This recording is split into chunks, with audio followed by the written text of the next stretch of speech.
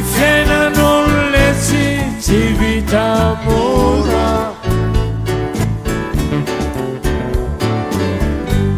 raha vao solona fakeo ela be ny mpanakora. Ny fitsarana zany zavatra mbola au niveau ny enquête préliminaire, mbola tsy ao amin'ny fitsarana akory ary fa mbola agny amin'ny enquête préliminaire, mbola any amin'ny Biancoa. Anao efa milaza fa hoe rehefa tapitra 48 heures dia avoahanareo olo io fa tsy normal ny fitazomanareo azy.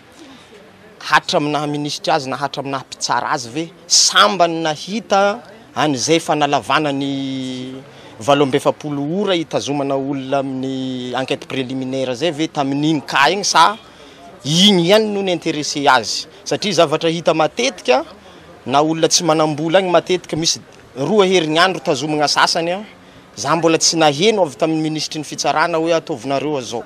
Le dossier mbola any amin'ny enquête préliminaire nefa iafaran'le dossier ho aty amin'ny fitsarana. Dikan'izany na zavatra mbola tsy aminao ary efa hitsabahanao mazava tsara fa rehefa tonga aty amin'ny fitsarana zany le dossier zay olona mbany fahefanao rehetrarehetra mazava zany ny tianao hatao hoe avotsoro an'io.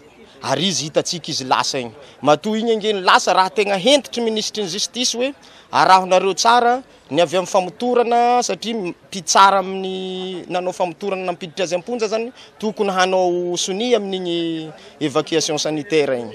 De raha hentitra izy de afonja ampidiro ambeno tsara ohatra raha hentitra tam'izany satria nafonja na ty amin'ny instruction zany samy ministry io aby zany no miahy azy rehetra. Fa raha ohatra ka hoe raha tsy manao any déclaration io anao asoroko raha ohatra misy zany avy any ambony azon'ny ministry ny fitsarana ataony miala eo raha ohatra ka zavatra tsy mifanaraka amin'ny foniny le izy fa matony tanterahiny zany mifanaraka tsara amin'ny sitrapony.